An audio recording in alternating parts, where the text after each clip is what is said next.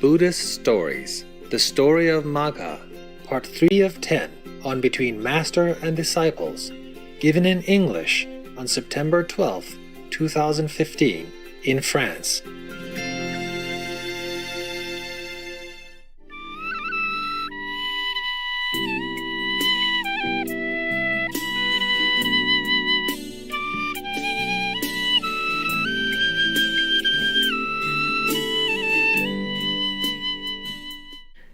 We are going back to India again.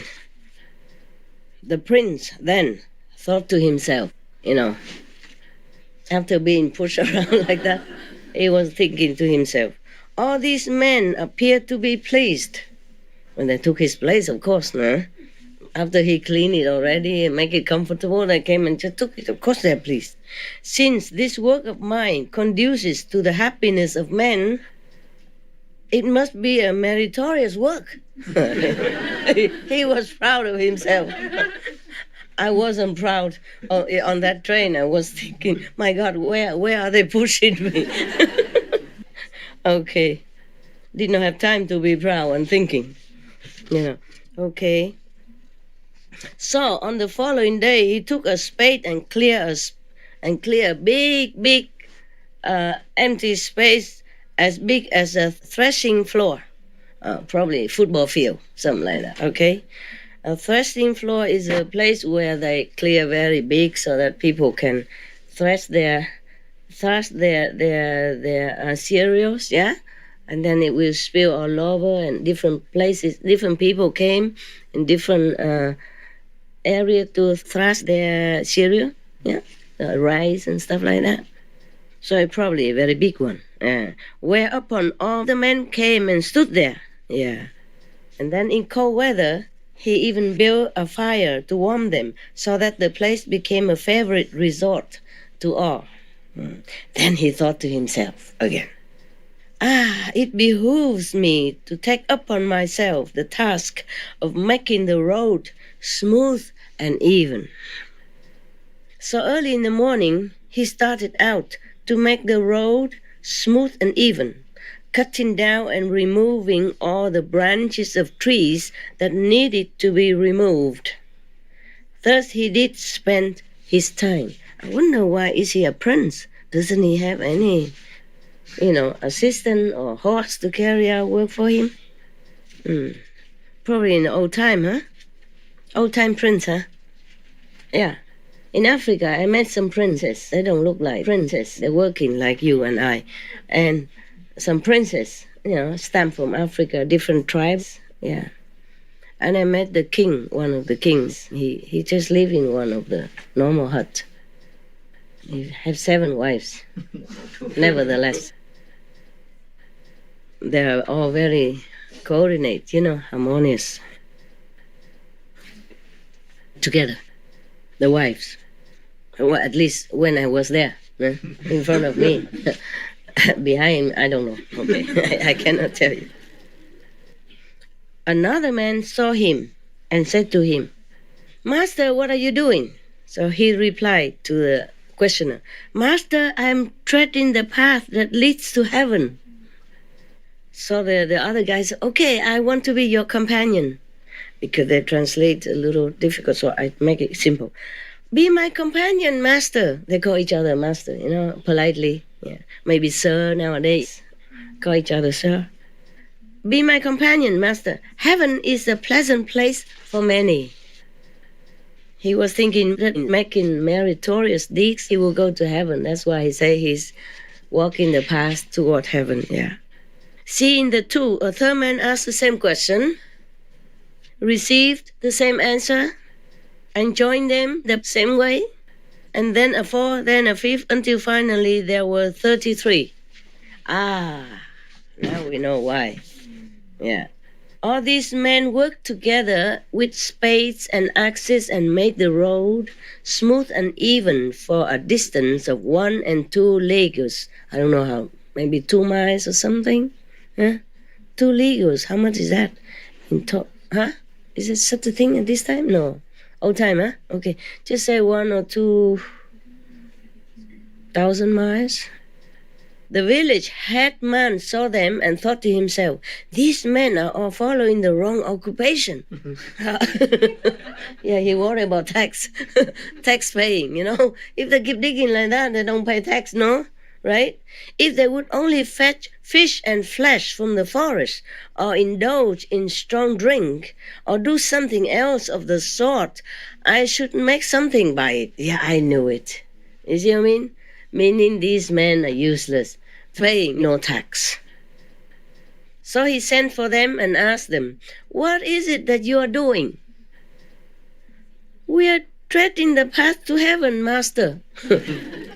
That is no proper occupation for men. Living the lives of laymen. What you should do is to bring fish and flesh from the forest, indulge in some strong drink. Alcoholic stuff.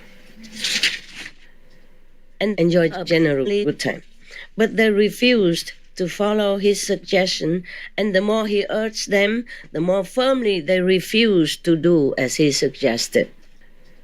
Finally, the village headman became angry. I will destroy them, he said. So he went to the king and said to the king, Your Majesty, I see a band of thieves going about committing depredations. The king replied, Go and catch them and bring them before me. Oh, poor king. No? This is a problem when people give wrong information. What to do? So the village headman arrested the 33 youths and took them before the king without instituting an inquiry into their conduct. The king gave them the following order: cause them to be trampled to death by an elephant. Just because he's a headman of a village, so the king believed him instead of believing the young people. Because it's, prejudice, no? There's probably people always think, okay, young people, they're always up to no good, Many of them now going stealing or doing something bad. Just like in some countries, people always have an impression that the black youth are, up to no good. The dark-skinned young people are bad, or even old or middle-aged black men are no good. If some police report them as no good, then somebody believes that he's no good, definitely no good. And therefore, a lot of incidents, sad incidents happen because of the color, because of the age, because of prejudice of humans. Just like that. Thereupon, Magha admonished his companions as follows: Friends, we have no refuge but love. Therefore let your hearts be tranquil, cherish anger towards no one. Let your hearts be full of love for the king and the village headman and the elephant that tramples you under his feet. The 33 youths followed the admonition of their leader. Such was the power of their love that the elephant dare not approach them. When the king heard of this, he said, If the elephant sees so many men, he will not venture to trample them under his feet. Maybe he's scared of the crowd, yeah? So have the men covered with heavy matting and then order the elephant to trample them. So they don't see many men, so maybe he dares to do it. So the village headman had the men covered with heavy matting and drove the elephant forward to trample them. But when the elephant was yet a long way off, he turned around and went back again. When the king heard that what had happened, he thought to himself, there must be some reason for this. So he caused the 33 youths to be brought before him and asked them, Friends, is there anything which you have failed to receive at my hands? They replied, Your Majesty, what do you mean? The king said, I am informed that you are a band of thieves and that you rove around the forest committing depredations. So, Your Majesty, who said that? Friends, the village headman so informed me. Your Majesty, it is not true that we are thieves. The fact is, we are clearing a path to heaven for ourselves, and we do this and that. The village headman tried to persuade us to adopt an evil mode of life, and when we refused to follow his suggestions, he became angry at us and determined to destroy us. Yeah, it's not easy to do good things in this world, huh? It's not all that. Everybody praises goodness and holiness and, wholesomeness and even charity work, but it's not always easy to do. Even in our group, sometimes it happens. It's very funny, more funny sometimes. Sometimes it's very sad, but sometimes it's very funny. Yeah, because people hear this and that, and they don't prove the truth. They don't prove it.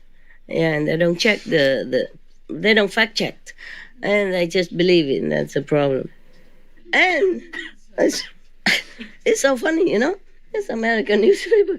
They even say Clinton is a son of one of the nurses, and that is a different father and all that kind of stuff. They just speculate. It's so funny. That was probably during the voting time, And they say Obama didn't have a birth certificate even. Remember? That he's probably smuggled through the border of Mexico, who knows? Everybody was making a lot of noise, asking him, if you're innocent, prove it. Give us this long version, short version, whatever, middle version of your birth certificate. And then they insisted until they have it. Oh, man. Because he's black, also, huh? Yeah, but I'm not black. Also in trouble. I'm yellow. That's another problem. And even it happened inside our group. It's this very funny thing. Now it's funny, but at that time, I didn't know what to say, And at that time, just recently, you have a retreat in SMC, yeah? Before we move here. Yeah. I didn't even have, I just went there. I didn't expect anybody cook for me or anything. I probably think of cooking for myself, like all this time. Before July this year, I was always cooking for myself, simple stuff. And then, but one Vietnamese, she says, she saw me so skinny and walking with sticks. She has to feed me, so she cooks. And then she has to go soon. And so, I don't know, they tried to arrange somebody else to cook for me somehow. Yeah, I didn't tell anything. I didn't even know she was going. Excuse me, I'm so excited now. I feel very hard now with all this story. It's too hard to laugh too much. Too excited, thinking of the story made by air. Yeah, people live by air, can breatharian, so maybe also humanitarian, humor breatharian, no? Humanitarians, like make air, make story from air, make story from nothing. Yeah, it's cool. I want to tell you the present story, new story, and in August, sometime in August, or the end of August, almost before we come here, the sister who cooked for me every day Vietnamese, and she's going, so they arranged somebody to came. Well, I don't know. They say somebody will come from America. I say, what's her name? They say Nguyen, Vietnamese. And the sister say, Master, every Vietnamese named Nguyen. I say, who is that? She say, we don't know. We just say Nguyen. So she say, Master, everybody in Vietnam is Nguyen, just like every Korean is Kim. Even vegetable they eat is kimchi. So we were laughing so much.